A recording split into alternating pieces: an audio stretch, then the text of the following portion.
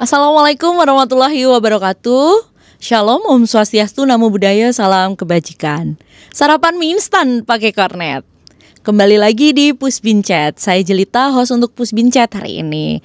Sahabat pembangunan, Pusbinchat kembali lagi di episode kali ini yang akan membahas terkait dengan pelatihan di Pusbin di Klatren Kementerian PPN Bappenas. Seperti biasa, Pusbinchat adalah serial dua arah yang membahas isu-isu pembangunan di Indonesia, tetapi juga bisa untuk mendiskusikan terkait dengan program-program dan produk yang dikeluarkan oleh Pusbin di Klatren atau Kementerian PPN Bappenas.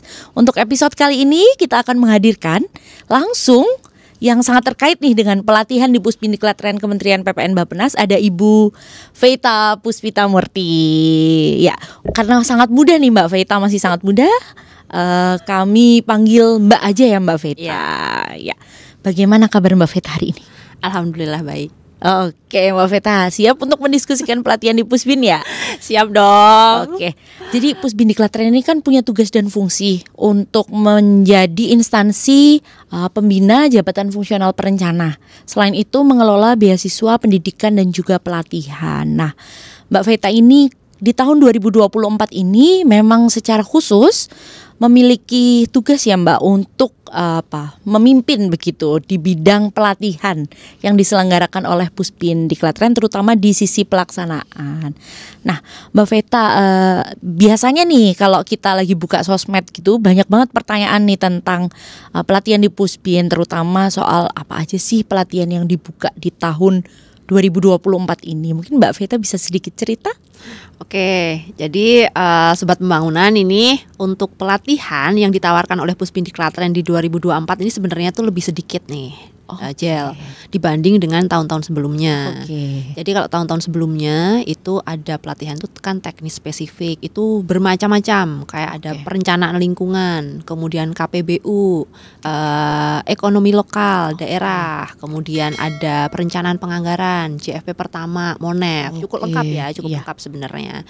Cuma untuk tahun ini kita untuk yang teknis spesifik ini, karena memang dari tahun ke tahun kan kita memang berusaha untuk selalu update ya dengan kurikulumnya. Jadi beberapa kurikulum yang sudah ready di tahun 2024 ini ada perencanaan penganggaran itu untuk pusat sama daerah. Kemudian ada JFP pertama. Ini jadi masih masa transisi ya, tapi kemudian ada MONEF dan juga Renstra gitu. Tapi selain itu kita juga nggak cuma pelatihan aja nih. Ada seminar, workshop, kemudian ada OJT. OJT itu internship ya, magang lah gitu. Kemudian ada juga kita tahun ini kemarin juga sama timnya Jelly kan, ini ada pendampingan untuk penyelarasan RPJPD dengan RPJPN. Jadi banyak banget ya Mbak sebetulnya yang dilaksanakan Pokja pelatihan. Tadi Mbak Veita kayaknya agak sedikit menyinggung nih soal OJT. Tapi mungkin nanti kita bisa diskusikan di akhir karena penawarannya sepertinya sedang berlangsung ya Mbak? Masih dan cukup menarik ya karena di luar negeri ya. Nanti kita akan kulik ya terkait dengan OJT. Tapi tadi Mbak Veita juga menyebutkan pelatihan-pelatihan itu.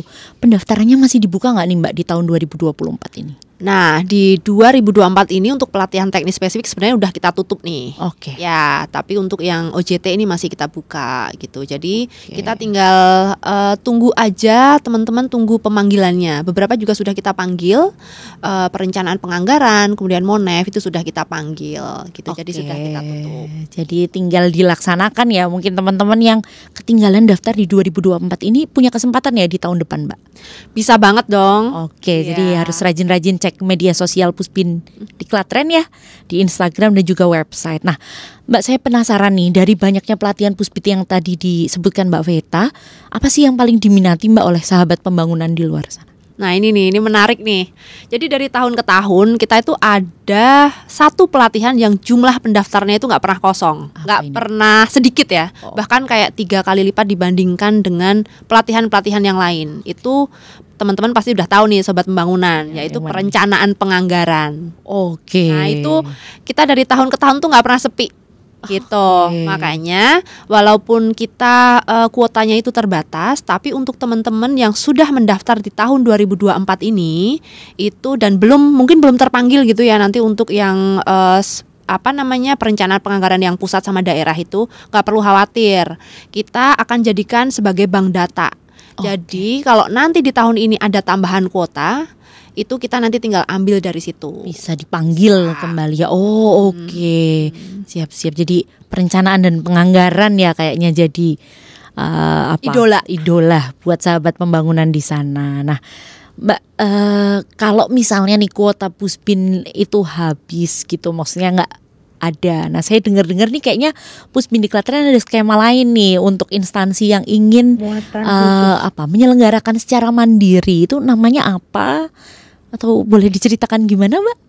Ya, jadi sebenarnya skema pelatihan mandiri ini penyelenggaranya juga tetap Puspin nih, Jel. Oke. Ya, hanya saja ada kekhususan, yaitu usulannya itu dari instansi yang ingin menyelenggarakan, yang ingin melaksanakan nih, misal kok kita kayaknya butuh nih pelatihan perencanaan penganggaran gitu. Nah itu dan mereka memiliki dana atau anggaran di tahun itu boleh mengusulkan kepada kita gitu. Jadi nanti silahkan saja berkirim surat ke Puspin di Klaten, misal untuk meminta untuk fasilitasi perencanaan dan penganggaran untuk Pemda A seperti itu. Oke, jadi sangat memungkinkan ya, Mbak? Sangat memungkinkan banget karena kita juga berharap ada semacam itu ya kolaborasi lah ya, dan juga inisiatif dari instansi pengusul bahwa mereka itu memang ada kebutuhan untuk pelatihan tersebut dan mereka memiliki anggaran, jadi mereka akan membiayai semuanya nih, dari tuition fee, kemudian uang saku peserta, kemudian transportnya peserta, itu semua dibiayai. Nah, skemanya tuh biasanya gimana, Mbak? Tadi kan udah dijelaskan sedikit nih, bersurat gitu, tapi untuk penyelenggaranya dan lain-lain opsinya itu dari Puspin, Mbak, atau gimana? Sama pesertanya nih tetap diseleksi atau enggak nih, Mbak? Iya dong, kita tetap ada koridor yang harus diikuti meskipun pembiayaan itu full dari mereka. Jadi syarat peserta, kemudian kayak misal pemilihan prodi nih untuk yang JFP pertama, karena kita itu bekerja sama dengan provider ya. Jadi kita akan serahkan kepada instansi pengusul untuk memilih nih, Jel. Jadi ada beberapa provider nih untuk JFP pertama. Ada Unhas, kemudian Unsri, ada UI, ada Unpad kalau mau yang di Bandung ya. Kemudian ITB, yang mau di Jogja juga ada nih, di MAP UGM, kemudian di UB dan juga di Unhas gitu. Jadi emang banyak ya, Mbak, sebetulnya. Ya, jadi sebenarnya itu banyak dan mereka itu bisa memilih gitu, mau pelaksanaannya di mana atau yang lebih mendekat ke mereka itu di mana gitu. Jadi menarik banget. Dan tadi Bapak Ibu mungkin yang sahabat pembangunan sedang menonton ingin mengajukan, silakan. Apakah ada batasnya nih, Mbak, mengajukan pelatihan mandiri atau kayak nanti akhir tahun bisa atau awal tahun gitu, atau harus pertengahan tahun atau seperti apa, Mbak Veta? Ya, jadi untuk yang JFP pertama ini karena sekarang ini lagi masa transisi seperti yang kita katakan tadi ya, Jil ya. Jadi transisi dari penggunaan kurikulum yang lama sama kurikulum yang baru gitu. Jadi untuk instansi pengusul yang surat usulannya itu masuk sampai bulan Juli itu masih bisa menggunakan kurikulum yang lama. Gitu. Tapi nanti kalau sudah ada permennya atau surat edaran sesnya, itu berarti sudah wajib menggunakan kurikulum yang baru. Jadi sebetulnya mau diajukan kapan saja itu nggak apa-apa. Nanti kita akan coba untuk fasilitasi ya dari Puspin di Klaten, tapi untuk kurikulumnya nanti disesuaikan. Apakah sudah ada surat edaran asesmennya atau belum untuk yang JFP pertama. Tapi nggak hanya JFP kan ya Mbak. Kalau misalnya pengen yang perencanaan penganggaran tapi pelatihan mandiri, Bisa tetap banget. juga. Karena Bisa. kurikulumnya juga sudah yang baru. Sudah untuk Oke. yang perencanaan penganggaran yang daerah sama Siap. pusat. ya. Kenapa sih Mbak kadang-kadang kurikulum tuh harus diperbarui Mbak? Karena kita tuh selalu ada update ya, apalagi Oke. peraturan-peraturan itu sih. Oke. Kita kan itu kayak living document ya kalau Living do- oke. kalau kurikulum itu. Jadi biar kita update lah, masa masih menggunakan kurikulum yang 2020 misal. Oke. Iya, nanti kita diomelin nih sama yang punya peraturan kan. Peraturan. Oke, jadi memang harus disesuaikan terus-menerus ya. Itu bedanya kurikulum baru dan lama itu ya, terutama Iya. update peraturannya. Ada lagi nggak Mbak bedanya atau paling kentara itu? Jadi kalau untuk yang JFP pertama mungkin ya, Oke. yang JFP pertama itu untuk kurikulum yang baru sama kurikulum yang lama ini ada beberapa perbedaan nih. Yang pertama itu terkait dengan durasi nih Jel. Oke. Ya durasinya itu sebenarnya selisihnya sedikit sih, cuma 1 mingguan. Kalau yang kurikulum yang lama itu 7 minggu. Oke. Nah 6 minggunya bisa daring kemudian dilanjutkan 1 minggu luring atau mau full daring pun bisa. Oke. Gitu. Tapi kalau untuk yang kurikulum baru, ini memang step by stepnya agak ini ya, agak lebih panjang. Jadi sobat pembangunan itu harus melalui pra pelatihan dulu pertama. Kalau udah lulus pra pelatihan, nanti teman-teman itu bisa mengikuti pelatihan secara daring selama 2 minggu. Kemudian nanti aktualisasi selama 1 minggu dan nanti luring di provider atau di prodi itu selama 3 minggu gitu. Oke, jadi meskipun durasinya lebih pendek pun, tapi sebenarnya kayaknya dilihat-lihat Lebih kompleks. lebih kompleks ya. Ya. Proses pelaksanaannya tadi ada aktualisasi, ada mungkin daring, luring dan lain-lain. Mungkin teman-teman yang penasaran nanti bisa mengusulkan terkait dengan pelatihan mandiri JFP gitu ya, karena yang tahun ini sudah ditutup atau tahun depan mungkin bisa mendaftarkan kembali karena Puspindi Klaten juga memang instansi pembina jabatan fungsional perencana, jadi setiap tahun pasti akan menawarkan terkait dengan pelatihan JFP pertama ini di media sosial kita atau di website kita. Nah tadi nih Mbak V sempat menyebut soal internship atau magang gitu ya. Nah soal magang ini nih Mbak V, apa sih yang menarik dari magang tahun 2024 ini? Menariknya pertama karena di luar negeri kali ya. Gimana Mbak kalau boleh tahu? Di Yokohama. Oh Jepang ya. Ya, jadi ini satu-satunya pelatihan kita yang tahun ini kita selenggarakan di luar negeri. Walaupun kita memang ada fasilitasi ya untuk teman-teman di Bappenas itu untuk mengikuti pelatihan di luar negeri. Tapi kalau ini tuh memang khusus kita selenggarakan di luar negeri gitu. Jadi harapannya dari segi peserta sendiri kan ini khusus nih Jel. Jadi kita mengkhususkan pelatihan atau OJT ini untuk teman-teman dari Pemkot Balikpapan. Oke. Oh iya, itu kenapa Balikpapan nih? Ya kan? alasannya apa nih, Mbak? Alasannya ini karena Balikpapan ini kan lagi jadi apa ya? Lagi jadi primadonanya Indonesia nih. Karena karena akan mendukung untuk pembangunan IKN. Oh ibu kota. Ya, jadi kan kita kan nggak cuma mindahin kepadatan Jakarta ke ke Kalimantan aja gitu, tapi juga harus ada pengaturan biar nanti IKN kita itu bisa menjadi smart city kayak Yokohama gitu. Oh jadi emang Yokohama nih semacam percontohannya. That's why ada beberapa rekan-rekan ASN PNS di mana tadi Balikpapan ya Mbak, akan dikirim ke Yokohama untuk belajar. Durasinya boleh tahu nggak Mbak? Sekitar 2 bulan, cukup lama. Oke. Ini kalau mau cari-cari info soal OJT sebetulnya teman-teman juga bisa akses ya Mbak langsung di penawaran yang sudah kita sampaikan di media sosial Puspindi Klaten Kementerian PPN Bappenas. Jadi rekan-rekan akses saja di situ, ada surat penawarannya, hak-hak pesertanya pun ada semua sudah disampaikan di situ, termasuk mungkin uang saku dan lain-lain itu ya. Pertama kali kah diselenggarakan OJT Mbak di Puspin atau? Sebenarnya kita udah beberapa kali ya menyelenggarakan OJT itu dan bermacam-macam nih. Dari yang OJT luar negeri, dalam negeri tahun lalu ya Jel ya. Oke. Kemudian jenisnya itu ada yang kolaborasi, kemudian penelitian kebijakan seperti itu, atau yang reguler gitu. Oke, jadi emang sudah beberapa tahun ya berjalan. Sudah. Dan di 2024 ini seperti yang tadi Mbak V sampaikan, itu memang yang dibuka untuk pemerintah Kota Balikpapan dan penempatannya di Yokohama. Menarik banget. kita lanjut, mungkin masih banyak nih sebenarnya yang pengen saya tanyakan ke Mbak Veta. Mbak Veta kan udah lama nih berkecimpung di dunia pendidikan dan pelatihan. Apa sih Mbak tantangan terbesar ketika menyelenggarakan pelatihan, terutama pelatihan-pelatihan Puspindi Klatren begitu ya Mbak? Iya. Sebenarnya yang paling struggling banget itu adalah ketika pandemi nih, Jel. Oke. Itu pas pandemi itu kan semua pelatihan dilaksanakan secara daring ya.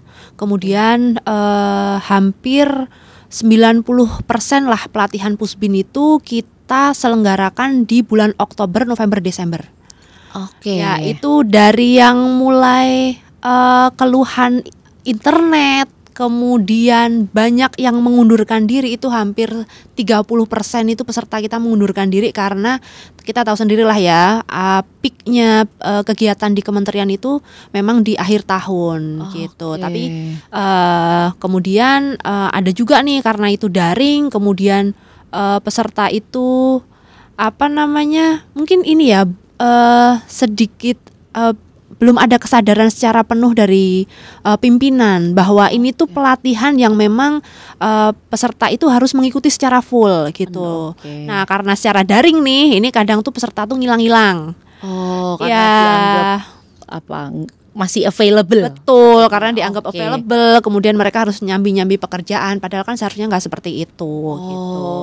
Tapi alhamdulillah karena kita juga ada evaluasi ya, proses evaluasi pelatihan dari tahun ke tahun gitu. Itu alhamdulillah dari mulai 2022, 2023, 2024 ini udah mulai membaik lah, kayak pengunduran diri peserta itu tahun lalu tuh cuma 1.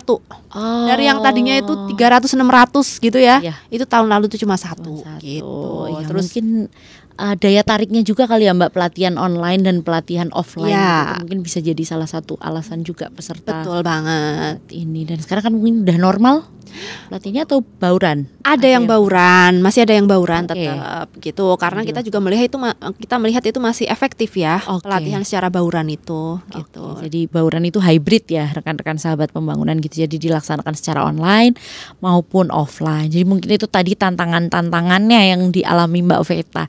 Nah, tadi kan Mbak Ve sudah sempat menceritakan nih gimana tantangannya ketika Mbak Veta mungkin menghandle begitu pelatihan-pelatihan. Nah, saya tuh sebenarnya masih ada pertanyaan nih Mbak Veta terkait dengan bagaimana seharusnya pimpinan nih memberikan dukungannya kepada para peserta. Buat peserta yang mungkin nggak hanya pelatihan di Puspin, tetapi juga peserta yang pelatihan di penyedia lainnya begitu. Kira-kira seperti apa Mbak Veta? Ya, jadi harapannya ya ketika peserta itu mengikuti pelatihan itu memang berdasarkan dari dokumen HCDP atau pengembangan kapasitas suatu instansi gitu. Jadi tentunya karena itu merupakan support lah ya, kita pasti kan nanti setelah menjadi alumni, setelah kita kembangkan kapasitasnya itu kan nanti akan berkontribusi nih ke instansi. Jadi bukan kebutuhan dia sendiri gitu loh Jel. Jadi kan seharusnya kan pimpinan juga mensupport secara full gitu ya. Tapi kan kadang itu pimpinan tuh ini ya masih suka manggil peserta nih buat ikut rapat lah, bolos dikit lah gitu. Karena kita tahu lah ya, sobat pembangunan yang dikirimkan menjadi peserta itu kan biasanya champion nih di unit kerjanya ya kan. Jadi masih ini nih tiba-tiba suruh bikin paparan dulu, suruh ikut rapat dulu dampingi pimpinan, iya kayak gitu. Padahal kan kita itu juga ada batasan untuk ketidakhadiran itu 90%. Apa dampaknya kalau nggak 90% nih Mbak? Biasanya kita nggak kasih sertifikat sih, nggak kita keluarkan sertifikat gitu. Padahal sebenarnya pelatihan itu investasi juga ya berarti buat instansi. Jadi sebaiknya sih berarti semua peserta pelatihan entah yang dilaksanakan oleh Puspindi Klatren atau tidak itu didukung sepenuhnya ya berarti oleh pimpinan masing-masing. Nah, masih ada satu pertanyaan terakhir nih Mbak Veta yang ingin saya tanyakan. Tadi kan Puspin sudah menyelenggarakan banyak sekali program ya terkait dengan pelatihan, OJT, webinar, sharing session dan lain-lain. Apa sih harapan Puspin sebetulnya dari program-program pelatihan yang dilaksanakan itu Mbak Veta? Tentunya harapannya itu ya kalau kita itu harus memberi dampak. Ya. Dan dampaknya itu nggak cuma untuk pribadi, karena itu tadi ada kebutuhan dari instansi untuk pengembangan kapasitas. Nah, sekarang ini kalau dari arahan dari pimpinan di Bappenas sendiri itu biar nggak cuma investasi untuk diri sendiri ya, tapi juga buat instansi yang mengirimkan, tapi juga untuk masyarakat luas. Jadi kita dari mulai tahun lalu ya, sebenarnya beberapa tahun yang lalu tuh sudah ada. Kita itu setelah pelatihan dilaksanakan, kita akan mengundang kembali peserta atau alumni ya, sudah jadi alumni ya. Itu untuk sharing session nih, Jel. Ya, jadi sharing session pengalaman mereka mengikuti pelatihan itu. Kemudian nanti dokumennya atau action plan-nya itu seperti apa. Nah, nggak berhenti sampai di situ. Nanti setelah sharing session itu kita akan pilih lagi nih 5 terbaik, paper yang terbaik gitu ya, action plan terbaiknya. Kemudian nanti 5 ini akan kita dampingi sampai action plan itu diimplementasikan gitu lah ya, seperti itu. Kemudian nanti baru kita seminarkan secara nasional. Oke, seru banget nih. Berarti ini upcoming programnya Puspin ya. Oke, sahabat pembangunan, itu tadi mungkin obrolan kita sama Mbak Fe. Banyak banget yang udah kita kulik nih soal pelatihan di 2024. Bagaimana kemudian mungkin tadi instansi bisa mengajukan pelatihan mandiri. Lalu program OJT 2024 juga yang tadi Mbak Fe udah sempat singgung juga, bisa ke Yokohama. Jadi teman-teman jangan lupa cek surat penawarannya di media sosial Puspindiklatren dan juga website Puspindiklatren. Lalu tadi mungkin pesan ya dari Mbak Fe untuk pimpinan-pimpinan kementerian, lembaga dan juga pemerintah daerah ya, baik di tingkat provinsi, kabupaten, kota begitu, bahwa kalau ada rekan-rekannya terutama champion-championnya ini ikut pelatihan, mohon untuk diberikan dukungan sepenuhnya, termasuk mungkin tidak hanya dari sisi materinya tapi mentalnya ya Mbak. Jadi jangan direpotkan oleh pekerjaan-pekerjaan dan lain-lain, karena sebetulnya pelatihan itu investasi bukan hanya untuk diri pegawai sendiri tapi juga untuk instansi. Mungkin obrolan kita sampai sini Mbak Veta, ada mungkin kalimat penutup dari Mbak Veta? Ya ini ya, mungkin tetap rajin-rajin gitu ya, buka websitenya Pusbin. Dan gak cuma website aja nih Jel, kita itu penawarannya kan ada Instagram juga, kan ada Facebooknya juga. Kemudian kalau masih bingung tentang suatu program yang kita tawarkan, di situ juga sudah ada nomor-nomor handphone atau gawai yang kita cantumkan, atau melalui email juga bisa. Kontak personnya. Jadi intinya Pusbin itu available ya teman-teman. Mohon kalau ada pertanyaan apapun bisa ditanyakan. Nanti tim kami baik dari tim pelatihan maupun mungkin tim publikasi dari Puspindiklatren akan membantu sahabat pembangunan semuanya yang ingin mengikuti pelatihan dari Puspindiklatren. Mungkin itu saja obrolan kita hari ini Mbak Fe. Terima kasih banyak atas kehadirannya. Semoga bermanfaat. Sekali lagi sahabat pembangunan, saya mengingatkan sahabat pembangunan untuk menonton seri-seri Puspin Chat sebelumnya. Kita sudah membahas banyak sekali terkait dengan pendidikan, terkait dengan program co-sharing, ada juga terkait dengan instansi pembina, tugas Puspindiklatren sebagai instansi pembina, yakni pembahasan mengenai bagaimana caranya menghitung formasi, mengajukan formasi dan lain-lain. Dan tentu masih akan banyak sekali seri-seri lain yang akan kita produksi ke depannya. Jadi rekan-rekan rajin-rajin cek media sosial dan juga website Puspindiklatren Kementerian PPN Bappenas. Mungkin itu saja. Terima kasih Mbak Fe atas kehadirannya. Terima kasih sahabat pembangunan. Wabillahi taufiq wal hidayah. Wassalamualaikum warahmatullahi wabarakatuh.